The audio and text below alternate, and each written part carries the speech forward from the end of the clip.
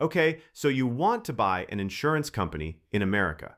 And I understand the appeal completely because on paper, this is the most beautiful business ever invented. People pay you money today for a promise. Then they wait. Some of them wait years to collect, most of them never collect at all. And in the meantime, you get to sit on a mountain of their cash and do whatever you like with it. Warren Buffett built the third largest company in the country almost entirely on this one trick. So here is the paradox you need to sit with before you spend a dollar. The single most profitable engine in insurance is not selling insurance.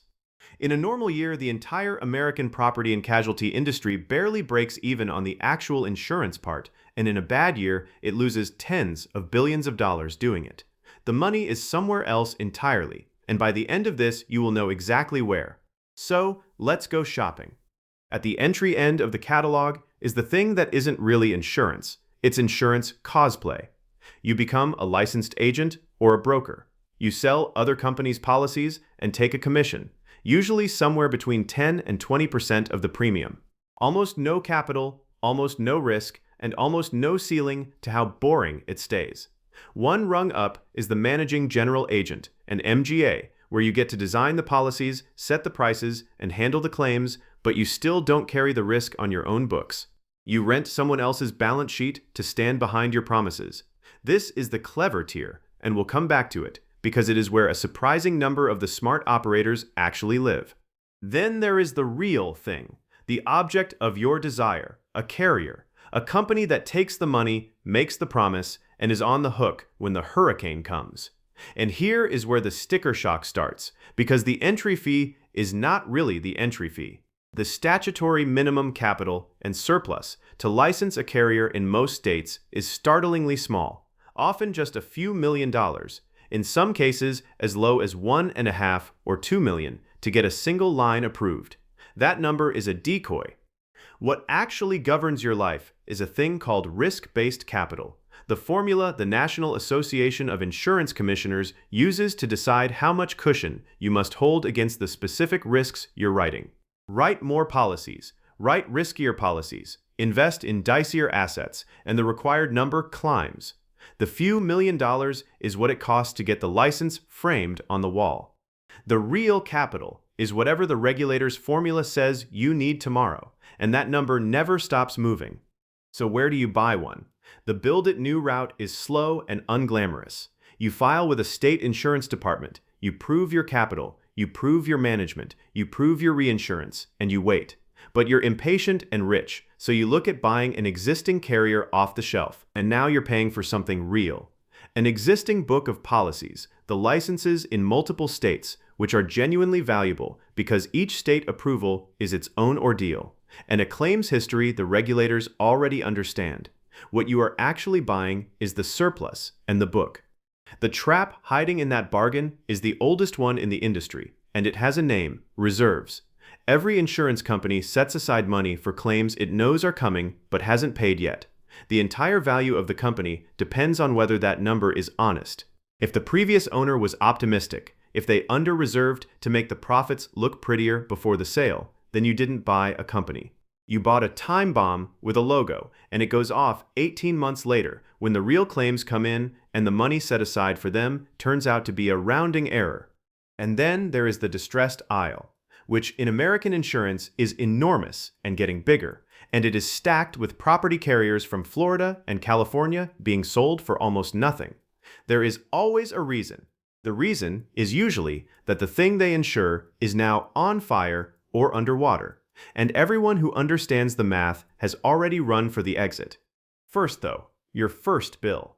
Day one, before a single claim, you are running a machine with a very particular cost structure, and the industry measures the whole thing with one number you will come to dream about: the combined ratio. It works like this. Take every dollar of premium you collect. The combined ratio is the percentage of that dollar you pay back out in claims plus expenses. If your combined ratio is 100, you paid out exactly what you took in and made nothing on the insurance itself. Below 100, you made an underwriting profit. Above 100, you lost money on every policy you wrote, and you paid for the privilege of insuring these people. In 2024, the entire American property and casualty industry ran a combined ratio of about 96.6, which was celebrated as a triumph and the best result in a decade. Read that again. The best year in 10 years, and the industry still only kept about 3.5 cents of underwriting profit on the dollar. In 2023, the combined ratio was over 101, meaning the whole industry lost money on the actual insurance, to the tune of about $21 billion. Your itemized costs inside that ratio are brutal and mostly out of your control. Claims are the big one, and they arrive on nature's schedule, not yours. Catastrophe losses alone ate almost 9 points of that combined ratio in 2024, and total catastrophe losses for American insurers hit $76 billion that year. Then reinsurance, which is insurance for your insurance company, and it is not optional. It is the thing that stops one bad hurricane from ending you, and its price has been climbing hard. Then the regulators, 50 separate state departments, each with its own filings, its own rate approval process, its own examiners. Then the agents' commissions, the claims adjusters, the actuaries, the lawyers, and the reserves you must fund before you're allowed to call anything profit. Which gives us rule number 1 of the insurance business. Anyone can collect a premium. The entire game is whether you price the promise correctly, and you will not find out for years. So how does the money actually come in? And here is the reveal that reframes the entire business. It is not underwriting. We just watched the best year in a decade produce almost nothing from underwriting. The money is the float. Think of it like this. When you sell a policy, the customer pays you now, and you might not pay a claim for months or years, or in the case of some liability policies, decades. In between, you are holding an enormous pile of other people's money that you have not yet had to pay back. You get to invest that pile, and you keep the investment returns. That's the machine. That is the whole secret. The insurance operation is basically a device for generating a giant, cheap, self-replenishing loan, and the profit is what you earn investing the borrowed money before you have to give it back. Warren Buffett understood this earlier and better than anyone alive, which is why it's worth using his own numbers.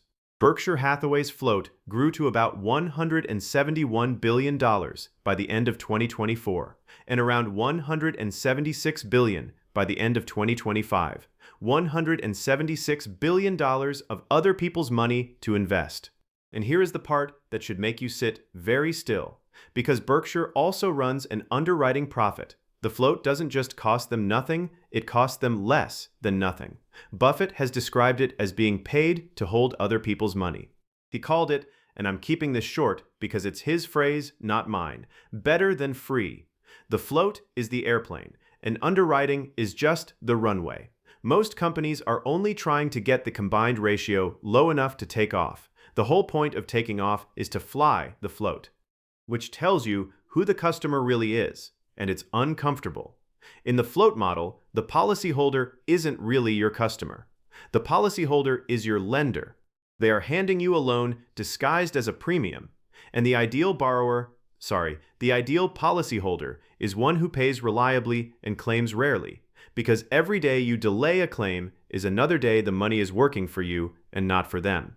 In testimony to one state legislature, an expert pointed out that if a giant insurer delayed its claim payments by even a single day, the extra investment income from that one day of float could run into the millions.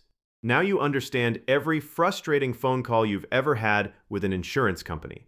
The delay is not a bug. For the float, the delay is the product. Now, the graveyard and insurance has a spectacular one, because when these companies fail, they tend to fail enormously. Start with the biggest corpse in the building, American International Group, AIG, 2008. AIG was the largest insurer on the planet, operating in 130 countries with assets over $1 trillion, a fortress, and it nearly vanished in a weekend. The insurance company itself was mostly fine. The problem was a small unit in London called AIG Financial Products, which had quietly sold credit default swaps, essentially insurance on mortgage bonds, on a staggering scale, hundreds of billions of dollars of exposure. When the housing market turned, the collateral calls came in faster than AIG could pay. And on the 16th of September 2008, one day after Lehman Brothers died, the Federal Reserve stepped in. The total government commitment reached about $182 billion, the largest bailout of a single private company in American history. The lesson is exact, and it is terrifying. The boring, safe, 100-year-old insurance company got destroyed not by insurance, but by the pile of money. They forgot that the float is a loan, and they gambled it. And when you gamble alone and lose, you don't just lose the winnings, you lose everything. Second grave, and it's a fresh mass grave, not a single headstone. Florida Property Insurance 2022. In a single year, at least 6 Florida property insurers were declared insolvent and ordered into liquidation. Names like Southern Fidelity, Weston, FedNat, and United Property and Casualty, which alone was writing well over $500 million in premium. When FedNat collapsed, it turned out it had told regulators it had cash it did not actually have. Hundreds of thousands of homeowners lost their coverage in the middle of hurricane season. The lesson: it is very easy to look profitable in an insurance business, right up until the one event you underpriced arrives all at once. They collected the premiums, they invested the float, and then Hurricane Ian sent them the bill for a risk they had charged too little to carry. Third grave, the slow-motion one still happening as we speak. California, 2024 and 2025. State Farm, the largest home insurer in the country, stopped writing new home policies in California and moved to non-renew tens of thousands of existing ones, and other giants pulled back too, because state rules limited how much they could charge for genuinely rising wildfire risk. This is the opposite failure from Florida, and just as fatal. In Florida, the companies underpriced the risk and died. In California, the companies looked at the risk, correctly concluded they could not legally charge enough to cover it, and simply left. The lesson, and it's the one that should stop you cold. Sometimes the correct business decision in insurance is to not sell the insurance at all. If you cannot price the promise honestly, the only winning move is to refuse to make it. So let's calculate how much you'll actually earn. You've bought a mid-sized regional property and casualty carrier, writing $500 million of premium a year.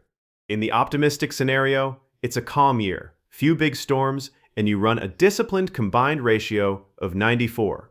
On $500 million of premium, that's a $30 million underwriting profit, 6 cents on the dollar, which in this industry makes you a star. But that's the runway, not the flight. You're also sitting on, say, $700 million of float, invested conservatively and in a decent interest rate environment that throws off another $35 to $40 million in investment income. Add it up, and you're looking at $65 to $70 million of pre-tax profit, most of it from the pile of money, not the policies. In this scenario, you look like a genius, and you'll be tempted to believe underwriting is easy. Now the realistic one, which is just the same company meeting a normal amount of weather. One serious catastrophe season pushes your claims up. Your combined ratio drifts to 103.